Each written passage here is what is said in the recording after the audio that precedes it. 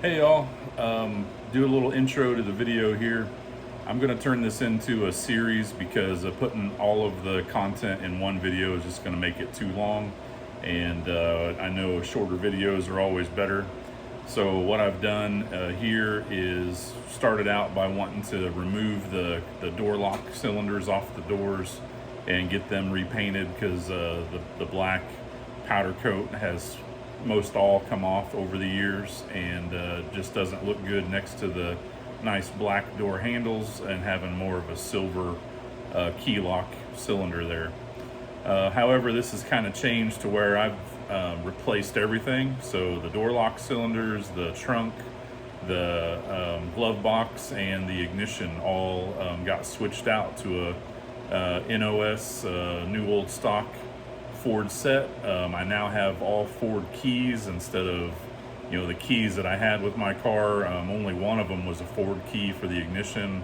Everything else was just keys that have been made over the years, and that always bugged me a little bit. And you'll see in the videos here, I've stumbled upon a few things that I didn't know about the car, and learned a few things and fixed a few things I didn't realize were a problem until I got into this. So this first part, I think, is going to be the door handle or the door locks themselves, and then part two will be the hatch, and then part three will be the glove box and the ignition.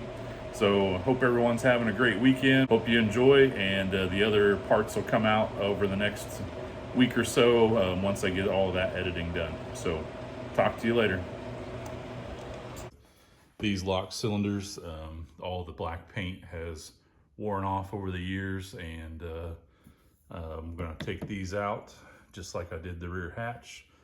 I've never done this before either, so I do got to get my vapor barrier out of the way. I'm going to try not to take the door handle back off. I think I can access through these openings here. I'll have to cut my sound deadener off. If you can see that yellow plastic and the metal rod that snaps up into that yellow plastic piece, that is the metal rod that I need to pull out away and dislodge from the key lock cylinder.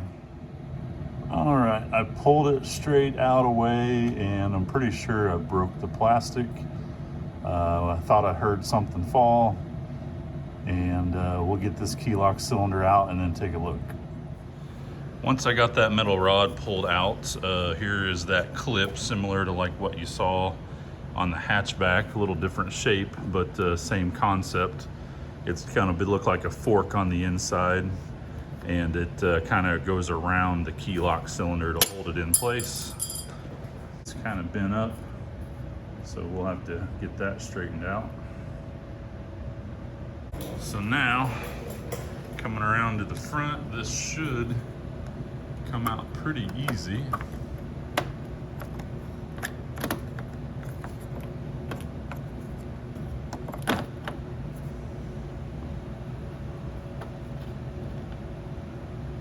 Just like so. And I wire wheeled all the old white paint off of the clip. You can get replacement plastic pieces here. I don't think I really need one. It's going to push in there that rod and lock into place still, I think. But I'll decide later what I want to do there. It has a Ford stamped on it, and just needs cleaned up and painted. Got this cleaned up. However, part of me decided to just look around and see what I could find online, and wouldn't you know it, but I found a set of OEM, or I guess a new old stock, the black cylinders.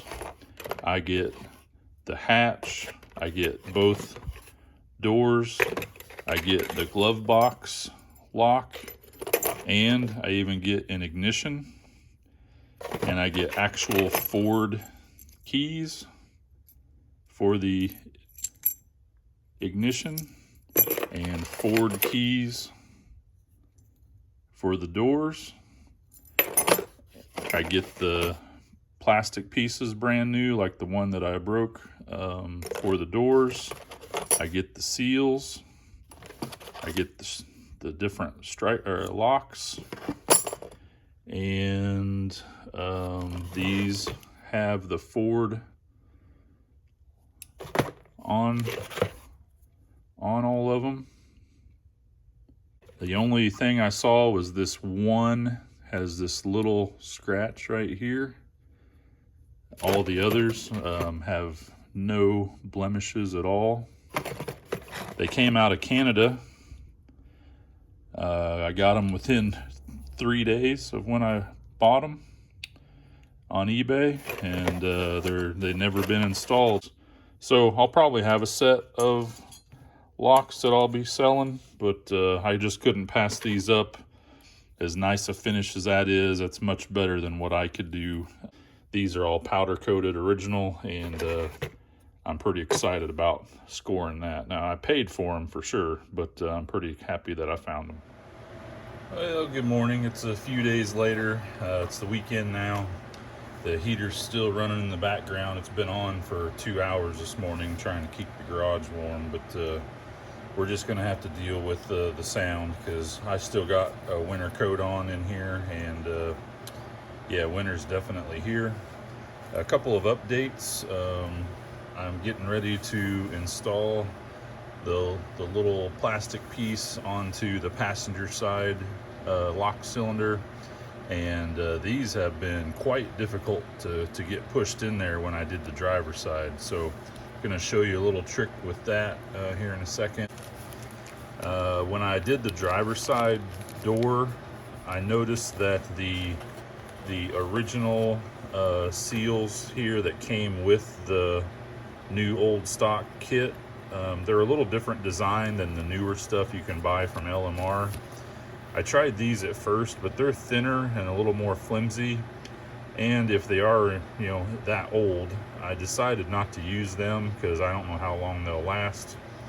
And I kind of like the fit of these better, that have a little bit of a lip on them, and they're thicker, and it might have made assembling the clip a little harder, but once I got it in there, I really like how that worked, so I went with these newer ones. Getting ready to touch that corner up with a really fine tipped artist brush and a little bit of black enamel paint that I have. So gonna get that taken care of before we install the passenger side.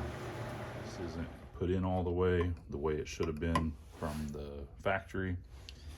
So yeah, I'm pretty sure, you know, some point in its life it's had all the locks changed, and history repeats because I'm getting ready to do it all again now.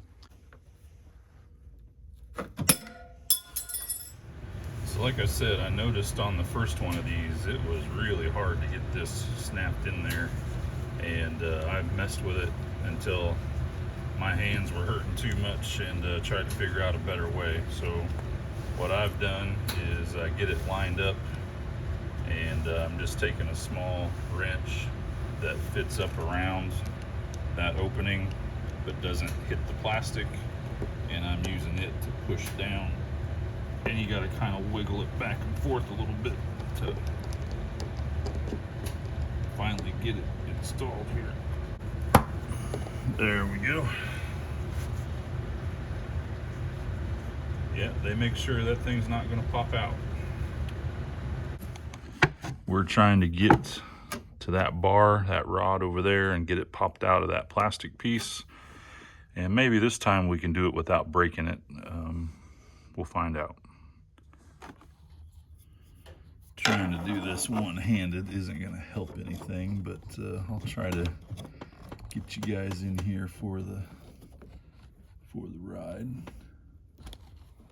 Now what I'm doing is trying to move this plastic tab that locks back behind the rod, trying to get it moved out of the way without breaking it, like that. And then I need to reach in here and then pull the rod back. Okay, that seemed to work. Pulled straight back out of there, and I did not break the tab this time.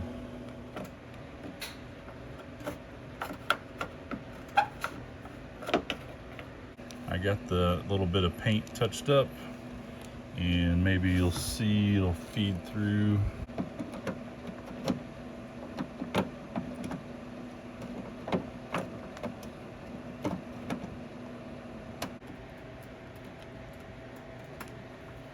Oh, I forgot the rubber seal. All right, let's try this again. You can see there's a little lip on one side of this where it's flat on the other. That lip wants to be pointed to the back side of your lock cylinder, so feed it through like that.